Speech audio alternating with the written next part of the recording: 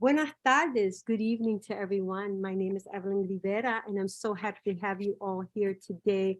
We're having a little problem with live streaming on Facebook, so we're recording this, and hopefully you guys can all watch it when we post it on our page.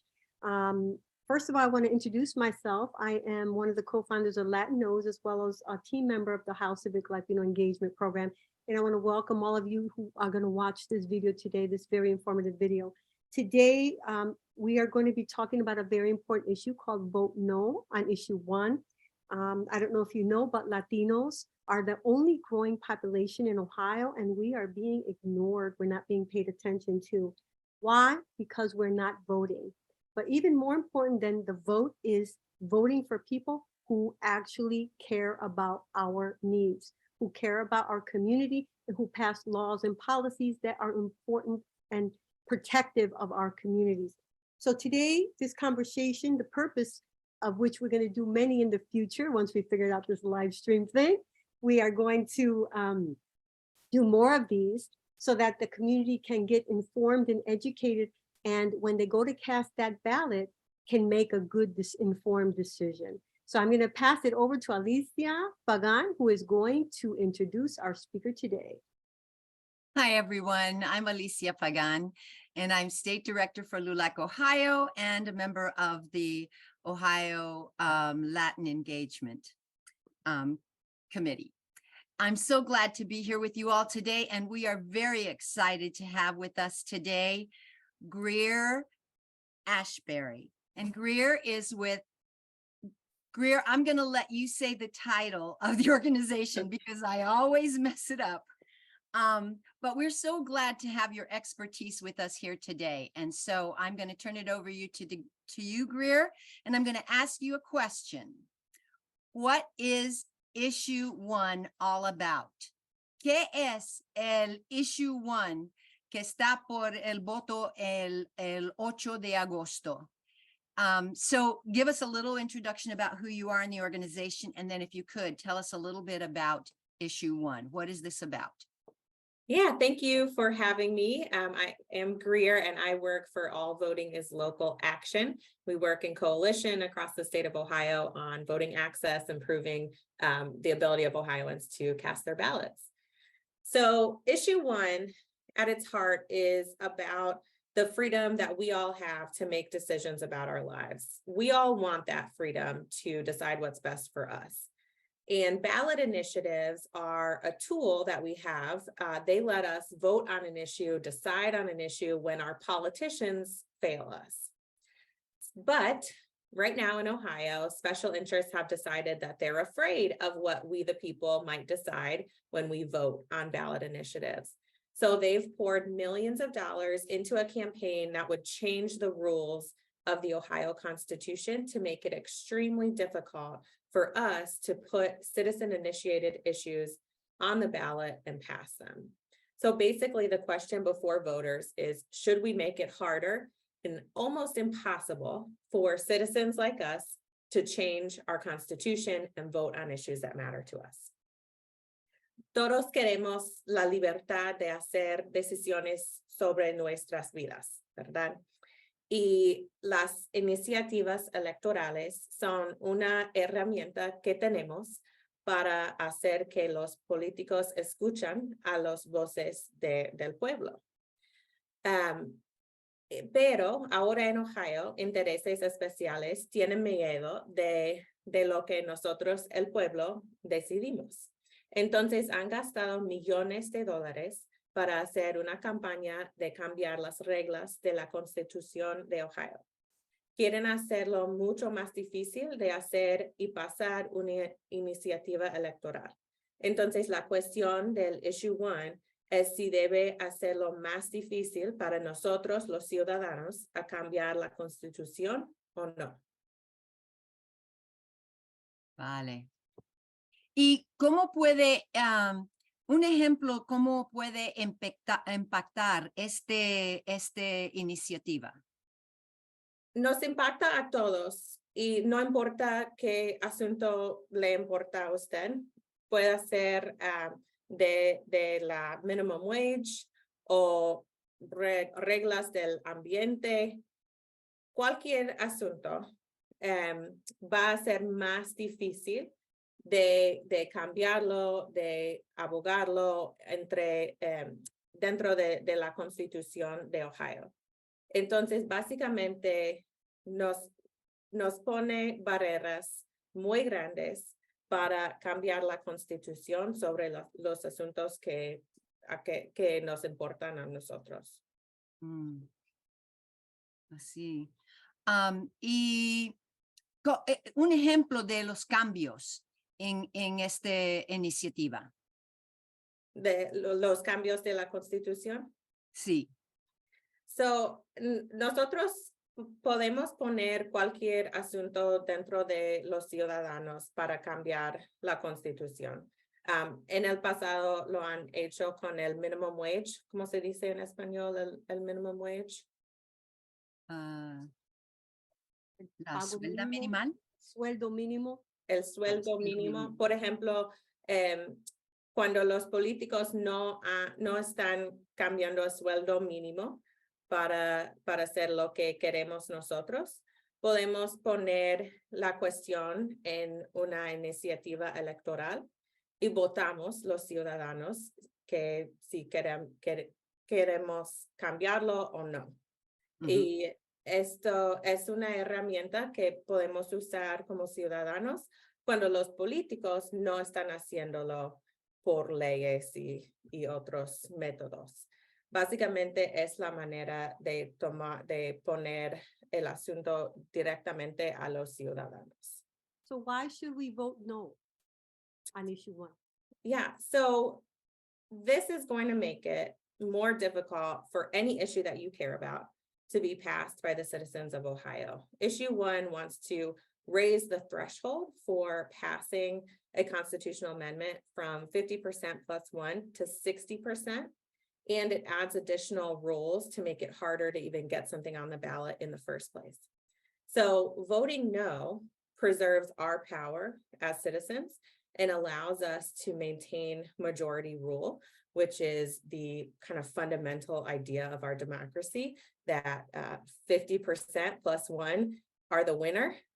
This wants to change kind of the rules of the game so that it's harder to pass a constitutional amendment, and so that at the end of the day, a minority of Ohioans, 40%, could say no to an idea that over half of the population supports, that the majority supports. So voting no is really about preserving our power as citizens to be able to make changes on the issues that matter to us through our Constitution.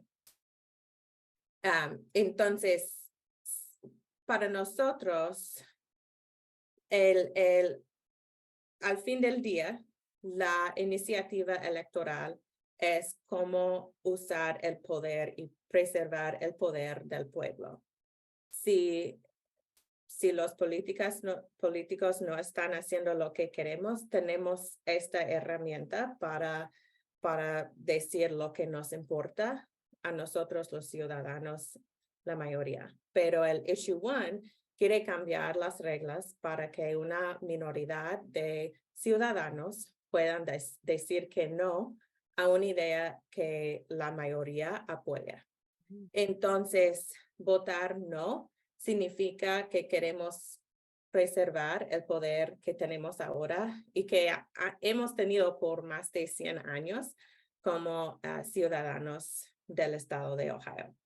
Esta ley destruye la idea de la regla de la mayoría, que es una idea fundamental de la democracia. Entonces, como dije, votar no significa que quieres mantener el poder del pueblo. Gracias, Greer. So ya sabemos, now we know a little bit about kind of what is going on. And this is pretty serious stuff. And I see that all the voting organizations that are even nonpartisan are getting involved in this. Could you explain a little about why nonpartisan voting groups are taking a side in this? This is really important. And to show that this is, both sides are saying this is wrong. Talk a little bit about that. Yes.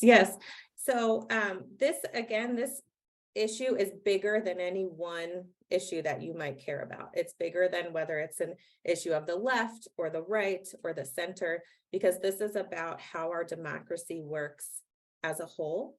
And if we change the rules of our Constitution, we are getting rid of majority rule, which is a tenet of how our democracy works. This is how we play the game. The person who gets the most votes wins. The issue that gets the most votes wins. And issue one wants to fundamentally change that reality.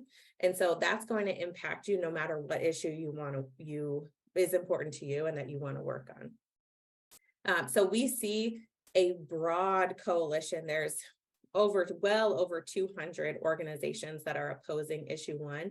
And they include organizations like All Voting is Local Action that are here to preserve access to the polls. They include faith organizations. They include labor organizations.